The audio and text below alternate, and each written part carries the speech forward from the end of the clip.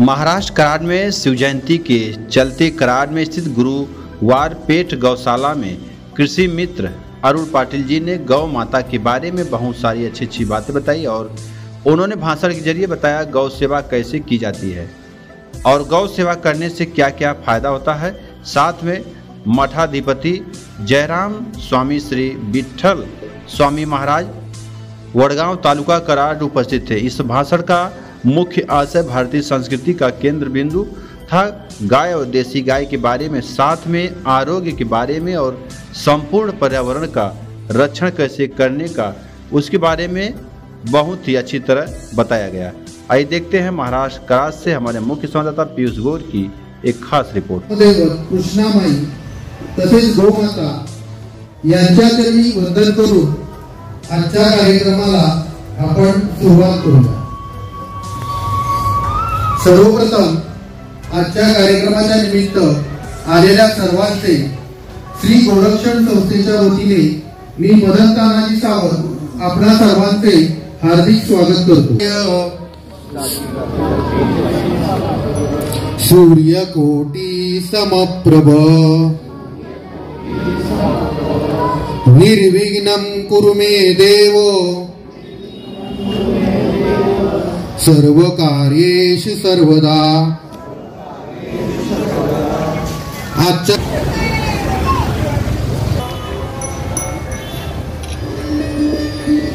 तमसोमा ज्योतिर्गमय म्हणजे मला हिंदू धर्माचा, हिंदू एकजुटीचा, कृष्णांचा, प्रभू श्री रामचंद्रांचा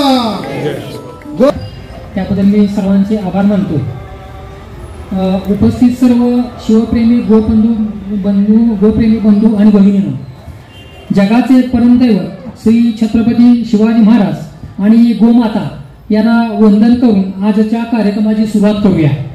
आज या ठिकाणी शिवमाता का म्हणतात याचे विश्लेषण करण्यासाठी हा कार्यक्रम घेतलेला आहे। याद्वारे गायी फक्त गोरक्षणात राहता आपल्या प्रत्येकाच्या दारात पोहोचले पाहिजे, हा आपला कार्यक्रम घेण्यामागचा उद्देश आहे। या जागे संदर्भात केस चालू होती। गोरक्षण संबंधित कायदेशीर कुठली वैधता नसलेले आनंद परते यांना हाताला धरून व्याख्यान म्हणजे श्री गोरक्षण संस्था वाचवण्याच्या प्रयत्नातील हा अविभाज्य भाग आहे।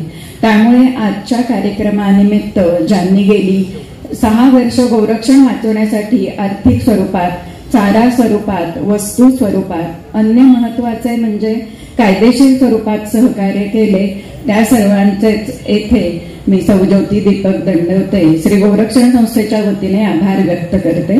नाव कुणाचेच घेत नाही। अनावधानाने एखाद्याचं नाव राहून गेलं तर त्याचा अवमान झाल्यासारखा वाटेल।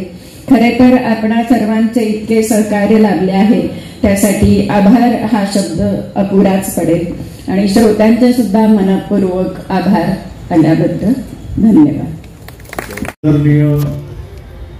पवित्र अशा या संस्थेच्या ठिकाणी गोमाताचं जिथं आता रक्षण चाललंय, सुनील पावसकर मदन सर यांचा माझा गेले 2-3 वर्षापासूनचा संबंध आहे। कराड शहरामध्ये आज ह्या ठिकाणी या संस्थेच्या मागं जो काही फेरा लागलेला आहे तो हिंदूंनीच लावला, याचं दुर्दैव कुठलं नाही। हे सगळ्यात वाईट आपण ह्याचं वाटतं, जर एखादा मुस्लिम असतं तर म्हणता आला असता की एक मुस्लिम आहे बाबा, त्यांना धर्माविषयी पित्त आहे किंवा धर्माविषयी प्रेम नाही, त्या लोकांनी अतिक्रमण केले किंवा अन्य काय आर्थिक व्यवहार जगात कुठे येऊ शकतात। सर्वच माझे मित्र आहेत, म्हणजे जर बघितलं तर घेणारे देणारे सगळे जरी बघितले तर मी एक विनंती करेन की जीवनामध्ये पैसा हे सर्वश्रेष्ठ नाही। तुम्हाला गोळ्या पडतायत, आज हिंदू कापला जातोय, आता काश्मीर